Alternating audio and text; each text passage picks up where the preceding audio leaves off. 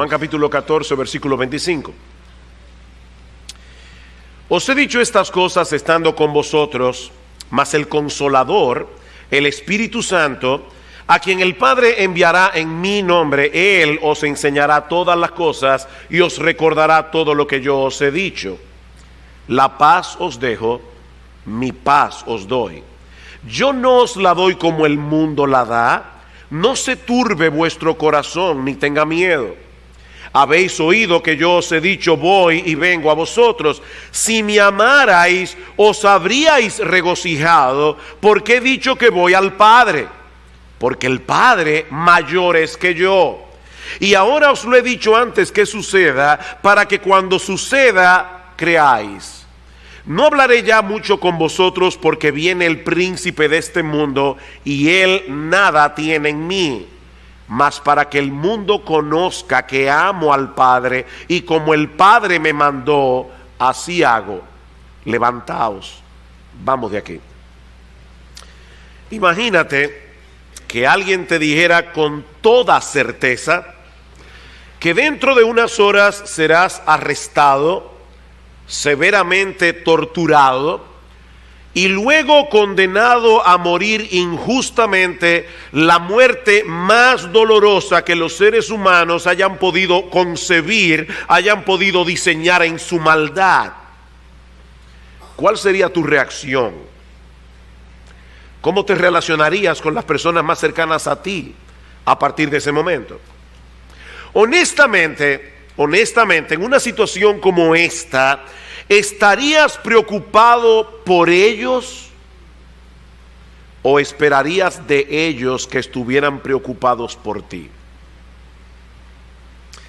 Una de las cosas más extraordinarias, y como dice John Piper, una de las cosas más dulces que nosotros podemos ver en la Biblia, en esta porción del Evangelio de Juan, que nosotros comenzamos a estudiar hace unos domingos atrás, es que el Señor Jesucristo se encontraba precisamente en esa circunstancia cuando se reunió con los discípulos en el aposento alto para comer con ellos la cena de la Pascua.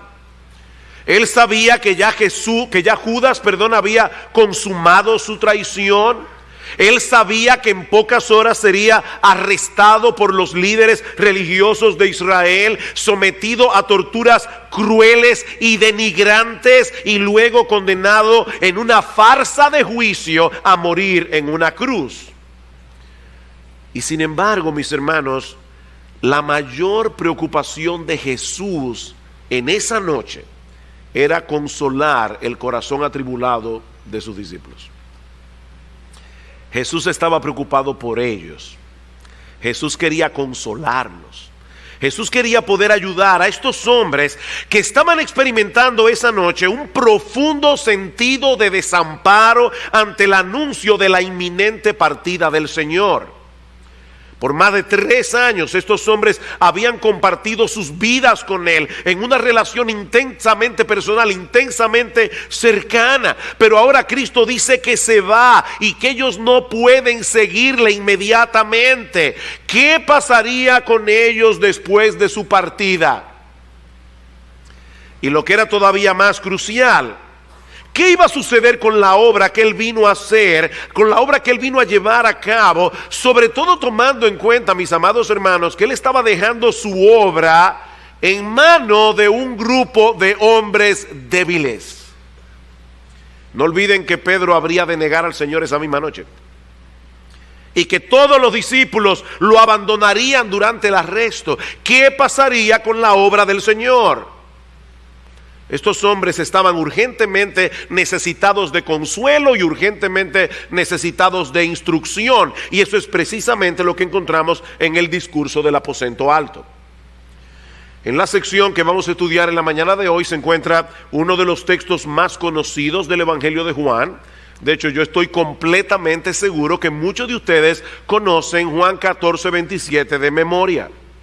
La paz os dejo, mi paz os doy. Yo no os la doy como el mundo la da. No se turbe vuestro corazón ni tenga miedo. Y aunque esta promesa es en sí misma increíblemente consoladora, ella sola, yo hubiera podido, mis amados hermanos, en esta mañana predicar solamente de Juan 14:27. Y no lo hice por dos razones. En primer lugar, porque, lo que les voy a decir ahora, porque yo creo que cuando nosotros vemos esa promesa en su contexto, podemos entender mejor de qué tipo de paz es que el Señor está hablando aquí. Pero también podemos entender cuáles son algunos de los obstáculos que muchas veces nos dificultan experimentar en la práctica esa paz que Jesús nos dejó. La otra razón es porque estoy loco por llegar a Juan 15. Y les adelanto, mis amados hermanos, que yo estoy orando desde ya, porque este próximo fin de semana voy a estar en Carolina del Norte, así que el otro fin de semana es que voy a predicar de Juan capítulo 15. Hermanos, yo les pido que oren al Señor desde ya, porque yo creo que entender lo que el Señor está diciendo en Juan capítulo 15 puede ser increíblemente transformador. Ahora, para llegar a Juan 15, y esto es algo que voy a decir ahora que es algo muy profundo, para llegar a Juan 15 tenemos que pasar por Juan 14. Y Juan 14 nos prepara para Juan 15. ¿Qué nos dice el Señor aquí en este mensaje que yo he titulado La paz os dejo? La paz os dejo. Bueno, lo primero que encontramos en este pasaje es que el Señor promete a sus discípulos enviarles al Espíritu Santo. ¿Para qué? Para recordarles sus enseñanzas y explicarles las cosas que ellos no podían entender todavía de una forma apropiada. Versículo 25 otra vez. Os he dicho estas cosas estando con vosotros, mas el Consolador, el Espíritu Santo, a quien el Padre enviará en mi nombre, con mi autoridad, Él os enseñará todas las cosas y os recordará todo lo que yo os he dicho. Una de las cosas que nosotros vemos repetidamente al leer los evangelios es que los apóstoles no entendieron muchas de las enseñanzas del Señor, y esa falta de comprensión los llevaba constantemente a sacar conclusiones equivocadas. Imagínense ahora que el Señor se va. ¿Cómo recordarían sus palabras? ¿Y qué entenderían ellos de aquellas cosas que lograran recordar? Hermanos, no olvidemos que la época del Señor era muy diferente a la nuestra. En aquella época no habían grabadoras, en aquella época no habían cámaras de grabar videos, en aquella época, de hecho, ni siquiera los discípulos, por lo que vemos en los evangelios, andaban con un bloque de notas, escribiendo las cosas que el Señor decía. ¿Qué sucedería con las enseñanzas de Cristo andando el tiempo? Esta es la respuesta. El Espíritu Santo vendría sobre los apóstoles para recordarles todo lo que Jesús les había dicho y para ayudarles a entender apropiadamente sus enseñanzas. Ya nosotros vimos en los versículos 16 y 17 que estudiamos la vez anterior que Jesús les había prometido enviarles el Espíritu Santo para que esté con ellos permanentemente y para que les ayuden en toda necesidad. Pero esta promesa de Juan 14:25 es mucho más específica. Vayan conmigo al capítulo 16, versículo 12. Juan capítulo 16, versículo 12. Aún tengo muchas cosas que deciros, pero ahora no las podéis sobrellevar. Pero cuando venga el Espíritu de verdad, Él os guiará a toda la verdad, porque no hablará por su propia cuenta, sino que hablará todo lo que oyere y os hará saber las cosas que habrán de venir. Él me glorificará, porque tomará de lo mío y os lo hará saber. Ustedes notaron, mis amados hermanos, en estos pasajes la repetición de la palabra todo. Juan 14:26, Él os enseñará todas las cosas. Él os recordará todo lo que yo os he dicho. Juan 16:13, Él os guiará a toda la verdad. Pregunta, y esta pregunta es importante: ¿a toda verdad acerca de qué?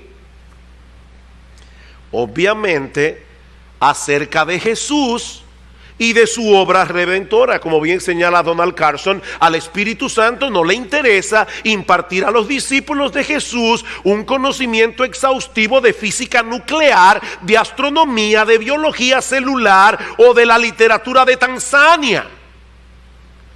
Él me glorificará, dice el Señor, porque tomará de lo mío y os lo hará saber. Cuando el Espíritu Santo vino sobre los apóstoles, ellos no solo recordaron y entendieron todas aquellas cosas que ahora mismo no entendían, sino que algunos de ellos fueron escogidos por el Señor para escribir un registro inspirado e infalible en los libros del Nuevo Testamento de todo lo que la iglesia necesitaría conocer a través de las edades. Así que, mis amados hermanos, aparte de esta revelación, no necesitamos absolutamente nada más para saber lo que debemos creer o cómo debemos vivir. Nosotros tenemos en el Antiguo y en el Nuevo Testamento la palabra inspirada de Dios, a la que no hay que añadirle nada ni restarle nada. Ahora, no olviden que el Señor está tratando aquí de consolar el corazón atribulado de sus discípulos. Estas palabras no fueron pronunciadas en un aula de clases, donde el Señor estaba impartiendo una cátedra de teología a los apóstoles. No, mis hermanos, esa noche en el aposento alto, Jesús está tratando de hacerles ver que aunque Él los dejaba físicamente, Él continuaría enseñándoles la verdad acerca de sí mismo, acerca de su obra por medio de su Espíritu. Ahora, ¿saben lo que eso significa? Tú viniste hoy en la mañana atribulado por alguna razón. Tú eres el tipo de creyente que constantemente está luchando con la inquietud del corazón por experimentar la paz que Jesús promete aquí. Lo que eso significa, mis amados hermanos, es que la paz que Jesús promete en el versículo 27 está directamente conectada con nuestro entendimiento del Evangelio. La paz que Jesús promete en el versículo 27 está directamente conectada con nuestro entendimiento del Evangelio. El Espíritu Santo va a venir, os recordará todo lo que yo os he dicho, los ayudará a entender apropiadamente todo lo que yo he hecho, escribirán en un libro inspirado todas esas cosas. La paz os dejo, mi paz os doy. Hermanos, en la misma medida en que nosotros tenemos un mejor entendimiento de quién es Jesús, en la misma medida en que nosotros tenemos un mejor entendimiento de qué es lo que Él ha hecho a nuestro favor a través de su obra redentora, en esa misma medida estaremos mejor equipados para experimentar su paz en medio de cualquier circunstancia. Y no olviden que ese Espíritu Santo que inspiró a los apóstoles también se encuentra en el creyente, iluminando su entendimiento para que podamos entender y recordar lo que ellos escribieron en el Nuevo Testamento.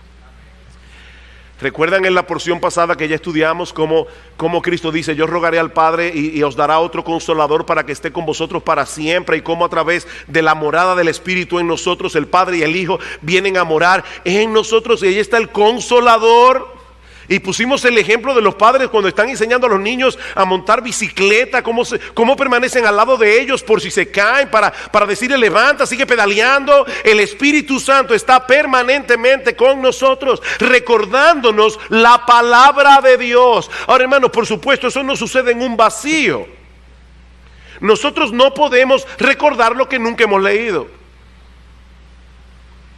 Pero qué bueno es saber que los creyentes contamos con un maestro personal. Yo recuerdo que hace unos años estaba en una conferencia y en ese momento estaba leyendo un libro y había una frase del libro que yo no estaba entendiendo apropiadamente, o por lo menos si yo estaba entendiendo apropiadamente lo que estaba leyendo, no estaba del todo de acuerdo con lo que estaba leyendo. Así que yo necesitaba una explicación. Y en la providencia divina, cuando llego a la librería de ese lugar, me encuentro con el autor del libro. Y le digo: por favor, ¿usted me puede explicar qué fue lo que quiso decir aquí? Hermanos amados, el autor de este libro vive en ti si eres creyente. El autor de este libro vive en ti. Nosotros tenemos un maestro personal, permanente, que puede traernos su palabra en el momento en que más la necesitamos, incluyendo la preciosa, maravillosa, sorprendente, extraordinaria promesa del versículo 27. La paz os dejo, mi paz os doy. Yo no os la doy como el mundo la da. No se turbe vuestro corazón ni tenga miedo. Y eso nos lleva a la segunda enseñanza de este pasaje, y es que Jesús promete dejar a sus discípulos el legado de su paz. Jesús nos dejó una herencia, hermanos, cuando se fue, y esa herencia es su paz. Ahora, piensen en esto por un momento. Volvamos otra vez al principio. Jesús sabe que en pocas horas sería arrestado, juzgado, condenado, torturado. Jesús sabe que en unas pocas horas Él estaría atravesando un infierno literalmente. Pero no solo hace saber a sus discípulos que su corazón estaba en paz. Obviamente, mi paz os dejo. ¿Cuál paz? La paz que yo estoy experimentando en este mismo momento. Sino que les promete dejarles esa paz como una herencia. La paz os dejo, mi paz os doy. Y más adelante, al final del discurso en Juan 16:33, vuelve sobre esta misma idea. Estas cosas os he hablado para que en mí tengáis paz.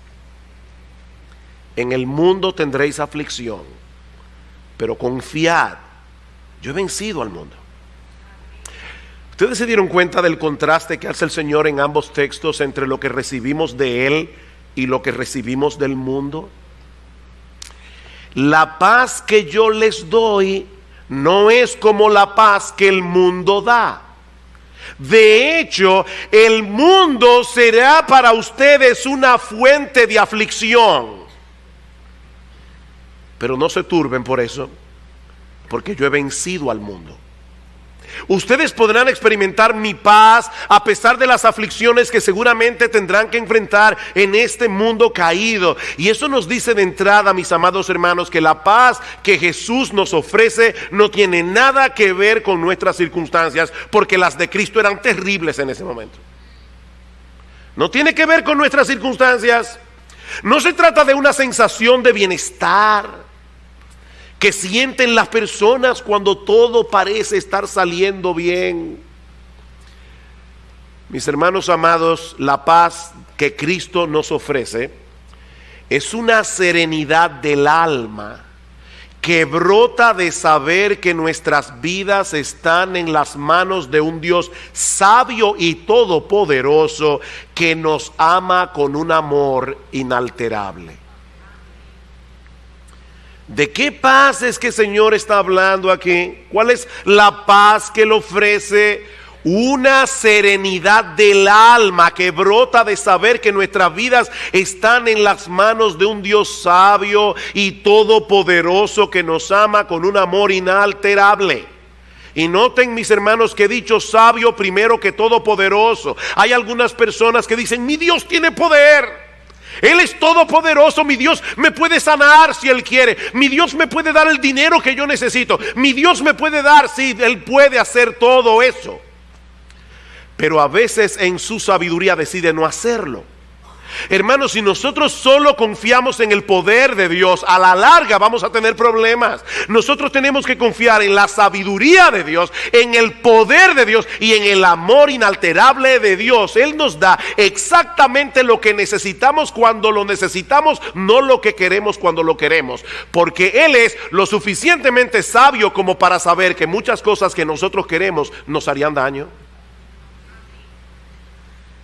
Esa era la paz que nuestro Señor Jesucristo estaba experimentando en ese momento tan difícil de su vida terrenal.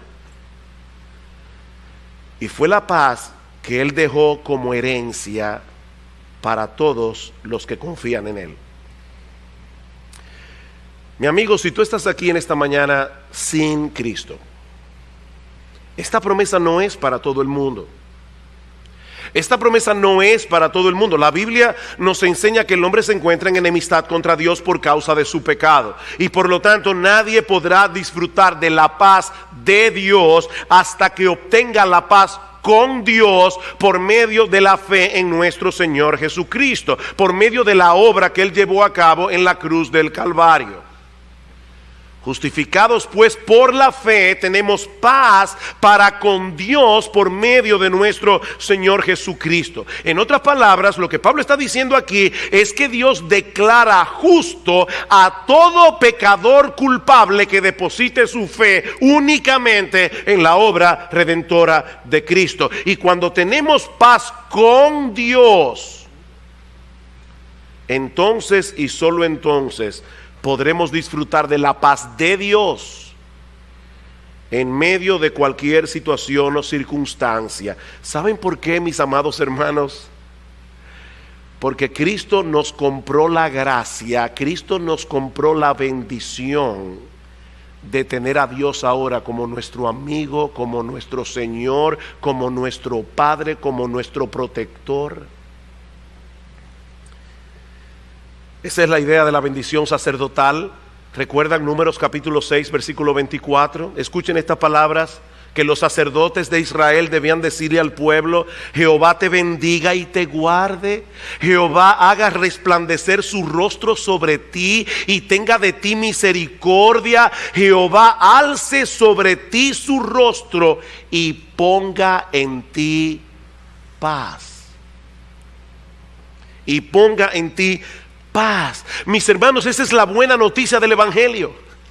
Que Cristo quitó la enemistad que había entre nosotros y Dios, muriendo en nuestro lugar en la cruz del Calvario, para que ahora el rostro resplandeciente de Dios, la sonrisa de Dios, esté sobre nosotros de tal manera que podamos disfrutar de su paz. No importa lo que haya alrededor. La paz que el mundo da es circunstancial, es pasajera y es superficial. Si las cosas están saliendo bien, nos sentimos bien. Pero si las cosas cambian de repente, es increíble cómo nosotros pasamos del cielo al infierno con una rapidez espantosa. La paz de Dios no es así. La paz de Dios es muy diferente, hermano, porque no depende de las circunstancias. La paz de Dios no depende de que yo tenga salud o esté enfermo. La paz de Dios no depende de que tenga dinero o que no lo tenga. La paz de Dios no depende de que yo tenga muchos amigos o esté solo. La paz de Dios no depende absolutamente de nada que no sea del amor inalterable de Dios en medio de cualquier circunstancia. Por eso es que Pablo dice en Filipenses capítulo 4, versículo 6: por nada estáis afanosos. Pastor, ¿y qué significa en el texto griego la palabra nada? Eso mismo, nada. ¿Y qué incluye ese nada? Todo. Por nada estéis afanosos, si no sean conocidas vuestras peticiones delante de Dios, de ese Padre que tiene su rostro sonriente sobre ti, de ese Dios que ha decidido bendecirte con toda bendición espiritual en los lugares celestiales en Cristo, ese Dios que te amó cuando tú ni siquiera habías nacido, ese Dios que te escogió por el puro afecto de su voluntad. Que tus peticiones sean conocidas delante de Dios en toda oración y ruego con acción de gracias. ¿Y saben lo que sucederá? Oh sí, pastor, que Dios va a arreglar todas mis circunstancias. Mi esposo inconverso se va a convertir, mi problema de salud se va a ir. No. No, y la paz de Dios que sobrepasa todo entendimiento guardará vuestros corazones y vuestros pensamientos en Cristo Jesús, no importa lo que pase de ahí en adelante. La paz de Dios. Marcos decía que nosotros nos acostumbramos a oír cosas y no nos sorprende. La paz de Dios guardará nuestros corazones y nuestros pensamientos. ¿Saben una cosa? Yo no sé si ustedes habían pensado en eso, pero Dios no sufre sobresaltos. Dios no siente temor. Dios nunca está ansioso. Dios nunca está inquieto. Dios no sufre sobresaltos, porque Él sabe que Él tiene el control de todo cuanto ocurre, y Él sabe que nada ni nadie puede frustrar sus planes. Él lo sabe. Y ahora Él dice: mi paz es la que yo les voy a dar a ustedes. Esa paz es sobrenatural, hermanos. Es una paz que es fruto del Espíritu. El fruto del Espíritu es amor, gozo, paz. Esa paz es el antídoto de Dios contra la turbación y el temor. La paz os dejo, mi paz os doy. Yo no os la doy como el mundo la da. No se turbe vuestro corazón ni tenga miedo. Pero hay una tercera enseñanza en este pasaje que nos ayuda a entender por qué muchas veces los creyentes no experimentamos en la práctica esa paz que Jesús promete aquí. Y es que los discípulos esa noche estaban turbados por causa de su egocentrismo. Los discípulos esa noche estaban turbados por causa de su egocentrismo. Y por esa razón las enseñanzas de Cristo no estaban haciendo un impacto en su corazón. Versículo 28. Habéis oído que yo os he dicho, voy y vengo a vosotros. Si me amarais, os habríais regocijado, porque he dicho que voy al Padre, porque el Padre mayor es que yo. Una vez más el Señor trae de nuevo a colación el tema de su partida, pero esta vez es para hacerle ver a los discípulos, óiganme bien hermanos, es para hacerles ver a los discípulos que esa tristeza tan profunda que ellos estaban experimentando esa noche no era una señal de amor por Él, era una señal de egoísmo. Era egoísmo. Si ellos no hubieran estado tan centrados en ellos mismos, se habrían regocijado de saber que Jesús regresaba al Padre. ¿Por qué? Dice Jesús, porque el Padre es mayor que yo.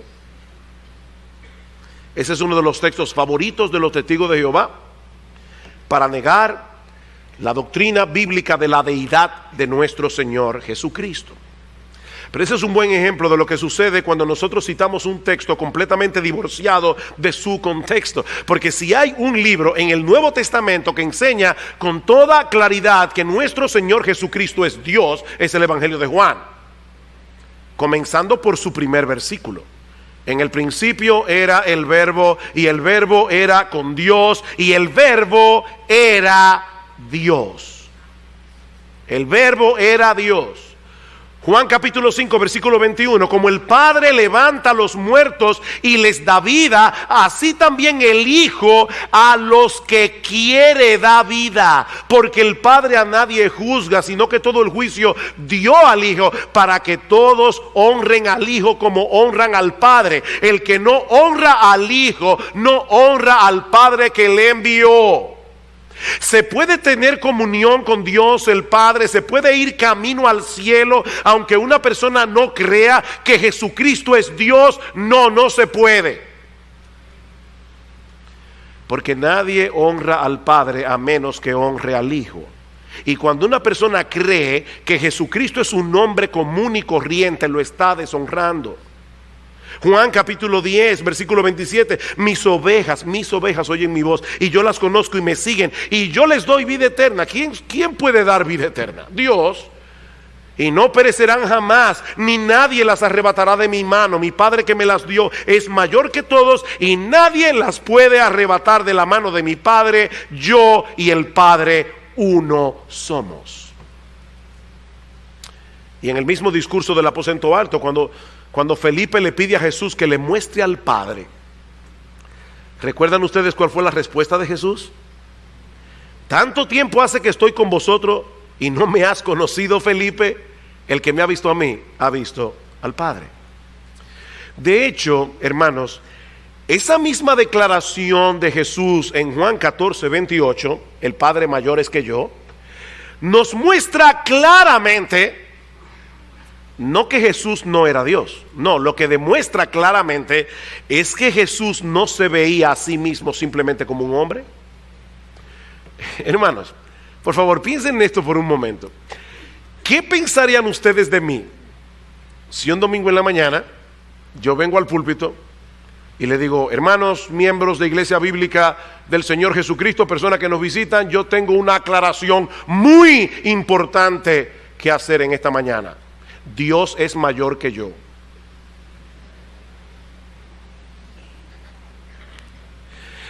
Yo espero, ¿verdad, hermano? Que si un día yo me vuelvo loco y vengo aquí y digo algo así, yo espero que ustedes me digan, o por lo menos que lo piensen: ¿de verdad usted creía que era necesario hacer esa ridícula aclaración? Pastor, no se preocupe, que para todos nosotros aquí es más que evidente que Dios es infinitamente mayor que usted. Eso es una ridícula aclaración en el caso nuestro. Pero en el caso de Jesús, esta aclaración más bien nos revela, mis amados hermanos, uno de los aspectos más sorprendentes de su obra redentora y de su amor por nosotros. Y es que para poder sustituirnos en la cruz del Calvario, para poder morir como hombre en nuestro lugar, la segunda persona de la Trinidad estuvo dispuesta a cubrir su gloria, por decirlo de alguna manera, con el velo de su humanidad. Cristo cubrió, no dejó a un lado en el sentido de dejar de ser Dios. Cristo nunca dejó de ser Dios al encarnarse, pero durante su ministerio terrenal, Él decidió cubrir su gloria con el velo de su humanidad. Él decidió someterse voluntariamente como un siervo humilde a la autoridad del Padre.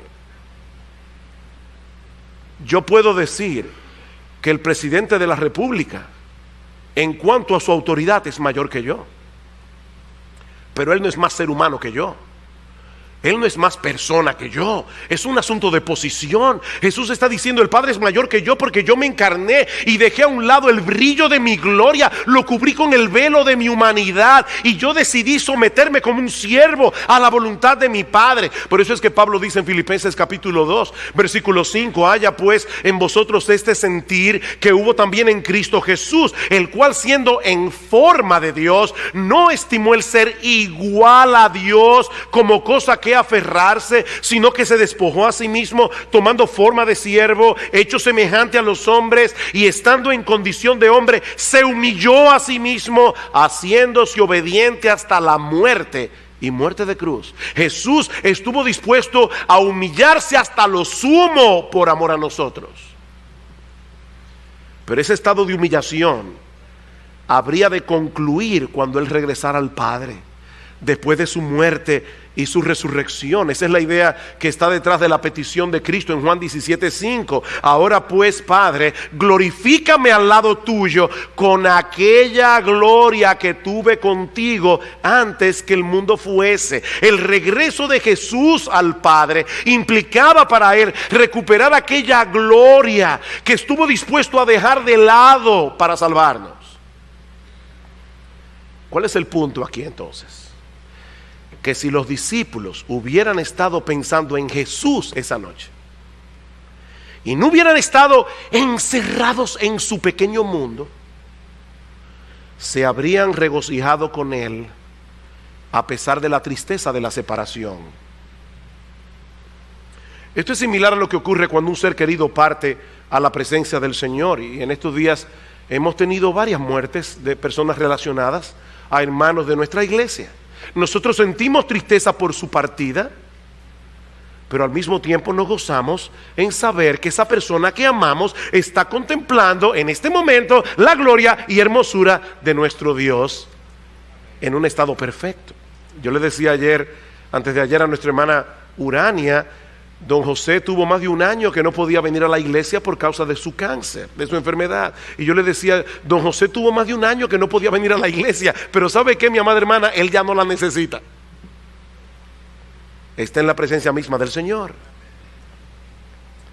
Pero esa noche los discípulos estaban sumidos en una tristeza absoluta. Ahí no había gozo, porque Jesús se iba. Su egoísmo estaba muy por encima de su amor por Cristo. Y por esa misma razón no podían experimentar un verdadero gozo. Mi amado hermano, escúchame bien, nadie que viva centrado en sí mismo puede experimentar el gozo y la paz de Dios. Eso es imposible. Ellos debieron haber sentido gozo por el bien de Jesús. Pero no solo eso, ellos debieron haber sentido gozo por el bien que Jesús estaba obteniendo para ellos por medio de esa misma partida que querían evitar a toda costa. Si Jesús no se iba al cielo, la redención no se hubiera consumado. Si Jesús no se hubiera ido al cielo, no hubiéramos tenido lugar en la casa del Padre. Si Jesús no se hubiera ido al cielo, no hubiera venido el Espíritu Santo. ¿Se dan cuenta, mis hermanos, el daño tan grande que nos hacemos a nosotros mismos cuando vivimos centrados en nosotros mismos? Nosotros no somos el centro del universo. No somos el centro del universo. Y hasta que abracemos esa realidad con todo nuestro corazón y vivamos en consecuencia con esa realidad, no podremos experimentar la paz que Jesús promete en este pasaje. Los discípulos del Señor estaban contemplándolo todo esa noche a la luz de su pequeño reino. Y por eso estaban llenos de temor y de ansiedad. Pero Jesús quiere hacerles ver el panorama más amplio de lo que Dios está haciendo en el mundo para su gloria y para el bien de su pueblo. Él quiere ayudar a sus discípulos a escapar de lo que Donald Carson ha llamado muy acertadamente la paralizante claustrofobia del amor a nosotros mismos. ¿Tú oíste eso?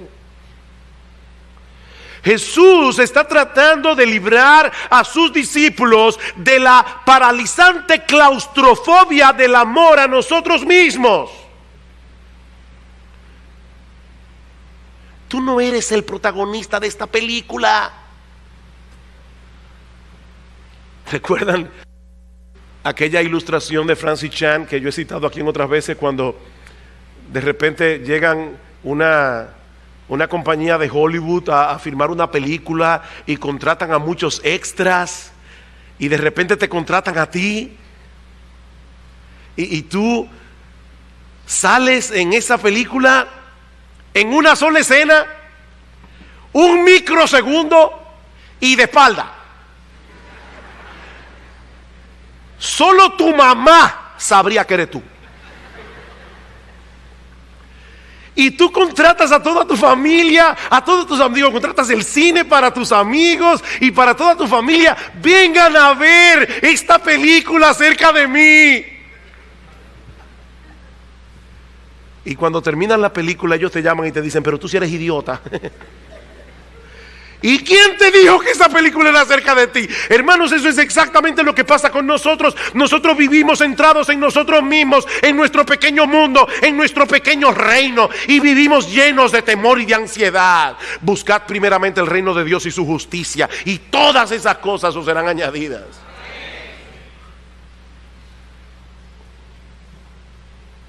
El Señor quería fortalecer la fe de los discípulos esa noche, versículo 29. Y ahora os he dicho todo esto antes que suceda, para que cuando suceda creáis. No era un boche que el Señor estaba echando a los discípulos esa noche.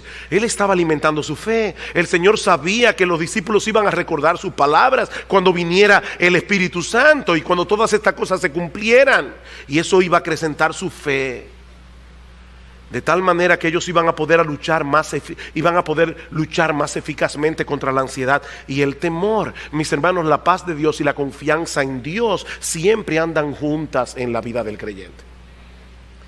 Tú guardarás en completa paz a aquel cuyo pensamiento en ti persevera, porque en ti ha confiado. Isaías 26. Confiad en Jehová perpetuamente, porque en Jehová el Señor está la fortaleza de los siglos. Finalmente, ya más brevemente, Jesús también provee a sus discípulos esa noche una correcta perspectiva de su muerte en la cruz mostrándoles al mismo tiempo un extraordinario ejemplo de obediencia. Versículo 30, no hablaré ya mucho con vosotros. El Señor sabía que el tiempo se estaba acabando, porque viene el príncipe de este mundo y él nada tiene en mí. Él nada tiene en mí. Nosotros vimos hace unos domingos atrás, cuando estudiamos Juan 13:2 y Juan 13:27, que la traición de Judas fue incitada por Satanás. Todo lo que sucedió esa noche contra Jesús, desde ese mismo momento de su arresto hasta su crucifixión, fue un despliegue aterrador de poder diabólico. Y sin embargo, el Señor quiere que sus discípulos entiendan que Satanás no era el factor determinante de todo lo que iba a suceder esa noche y a la mañana siguiente. ¿Saben por qué? Porque él nada tiene en mí. Esta es una expresión hebrea que significa algo como esto: él no tiene poder alguno sobre mí porque no tiene nada con que acusarme. Él no tiene nada con que acusarme. El dominio de Satanás sobre los seres humanos está ligado al pecado y a la culpa. Pero la conciencia de Jesús estaba absolutamente libre de cualquier acusación. Jesús no muere en la cruz porque lo merecía. Jesús muere en la cruz porque esa era la voluntad del Padre. Y Jesús ama tanto al Padre que Él se complace en hacer su voluntad, aún hasta ese punto. Versículo 31, mas para que el mundo conozca que amo al Padre, y como el Padre me mandó, así hago. Nosotros decimos que Jesús murió en la cruz del Calvario por amor a nosotros. Y eso es verdad. Esa es una gran verdad. Pero no es toda la verdad. Jesús murió por amor a nosotros, es una gran verdad. Es una extraordinaria verdad. Pero no es toda la verdad. Y ni siquiera es la parte más importante de la verdad. La razón por la que Cristo dio su vida en la cruz del Calvario fue porque el Padre se lo mandó. La razón por la que Cristo dio su vida en la cruz del Calvario fue por obediencia al Padre. En el texto de Filipenses 2 que leímos hace un momento, Pablo dice que Jesús se humilló a sí mismo, haciéndose obediente hasta la muerte. Y muerte de cruz, obediente hasta la muerte. Por supuesto, ¿por qué el Padre le ordenó a Jesús que muriera en la cruz del Calvario? Porque Él quería salvarnos, porque el Padre nos amó desde antes de la fundación del mundo. Juan 3:16, de tal manera amó Dios al mundo que dio a su Hijo unigénito para que todo aquel que en Él cree no se pierda, mas tenga vida eterna. Romanos capítulo 5 versículo 8, Dios muestra su amor para con nosotros en que siendo aún pecadores, Cristo murió por nosotros. Y fue por causa de ese mismo amor que Cristo fue a la cruz. Pero no debemos perder de vista que si hay algo que revela la cruz de Cristo por encima de cualquier otra cosa, es la profundidad del amor de Jesús por el Padre, que lo lleva a obedecer al Padre aún al punto de su propia muerte. ¿Y por qué eso es importante? Oh, mis hermanos, ustedes recuerdan lo que Jesús le había dicho a los discípulos en Juan 14:21 que estudiamos ya: el que tiene mis mandamientos y los guarda, ese es el que me ama. El que tiene mis mandamientos y los guarda, ese es el que me ama. El amor y la obediencia también son virtudes que siempre caminan juntas. El que me ama, mi palabra guardará, dice en el versículo 23. Ahora Cristo quiere ilustrar esa verdad con su propio ejemplo. La razón por la que voy a la cruz es porque yo amo al Padre. Yo amo al Padre. Y porque yo amo al Padre, lo obedezco. Mas para que el mundo conozca que amo al Padre, y como el Padre me mandó, así hago. Todo aquel que de verdad me ama, dice Jesús, lo manifiesta exactamente de la misma forma. Capítulo 15, versículo 10. Hermanos, escuchen estos versículos. Ya estoy terminando, aunque usted no lo crea.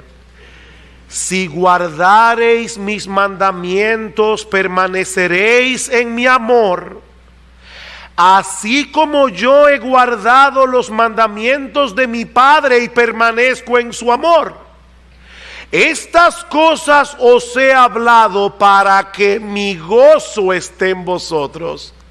Ya no es su paz solamente, para que mi gozo esté en vosotros y vuestro gozo sea completo.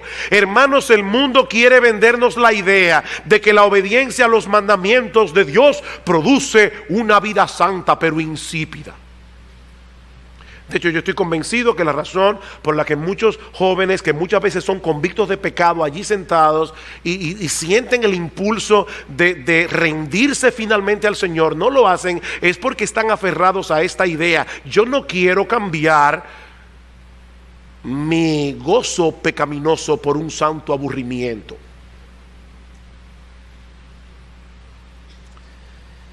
Mis hermanos, amigos que están aquí en esta mañana, eso es una mentira diabólica. Eso es una mentira diabólica. Los mandamientos de Jehová son rectos, dice el Salmo 19:8, y por eso alegran el corazón. Cristo está diciendo: yo quiero que ustedes sigan mi ejemplo de obediencia. ¿Saben para qué? Para que tengan mi gozo, para que experimenten mi paz. Ese gozo de la obediencia era un ingrediente crucial de la paz que Jesús estaba experimentando en ese momento y que ahora Él promete dejarnos como herencia. Ven ustedes, mis hermanos, porque yo les decía al principio que al considerar la promesa del versículo 27 en su contexto, podemos entender mejor de qué tipo de paz es que el Señor está hablando aquí y cuáles son algunos de los obstáculos que muchas veces nos impiden, nos dificultan experimentar en la práctica ese tipo de paz. Esta es una paz que se experimenta en una forma creciente en la misma medida en que entendemos el evangelio revelado en el Nuevo Testamento. Escuchen lo que dice Pablo en Colosenses capítulo 3 versículo 15. Colosenses capítulo 3: y la paz de Dios gobierne en vuestros corazones, a la que asimismo fuisteis llamados en un solo cuerpo, y sed agradecidos. ¿Agradecidos de qué? Agradecidos de todo lo que Dios ha hecho por nosotros sin merecerlos, agradecidos del perdón de nuestros pecados, agradecidos del don de la vida eterna, agradecidos de tener a Cristo como nuestro Salvador, agradecidos de tener al Espíritu Santo morando permanentemente en nosotros, agradecidos de que nosotros tenemos un lugar en la casa del Padre. Y la paz de Dios gobernará vuestros corazones. Esta es una paz que se experimenta en la misma medida en que luchamos contra el amor a nosotros mismos y colocamos el reino de Dios y su justicia en el centro de nuestras vidas. Esta es una paz que se experimenta por medio de la fe. Cristo dice: yo les estoy diciendo todo esto ahora para que cuando suceda ustedes puedan creer y así experimenten mi paz. Dice Pablo en Romanos capítulo 15 versículo 13: y el Dios de esperanza os llene de todo gozo y paz en el creer. Todo gozo y paz en el creer, para que abundéis en esperanza por el poder del Espíritu Santo. Esta es una paz que se disfruta en la obediencia. Esta es una paz que se disfruta en la obediencia. Guarden los mandamientos de mi Padre, como yo he guardado los mandamientos de mi Padre, y permanezco en su amor. Os he dicho todas estas cosas para que mi gozo esté en vosotros y vuestro gozo sea completo. ¿A quién le vamos a creer, hermanos? ¿Al mundo o a Jesús? ¿Cuál es la paz que nosotros queremos? ¿La del mundo? ¿La paz de la gozadera? ¿La paz que necesita una pastilla? ¿La paz que necesita una cuenta bancaria? ¿La paz que necesita que todas las cosas a mi alrededor estén bien? Esa es la paz que tú quieres. Yo no la doy como el mundo la da. Mi paz es distinta. Mi paz es diferente.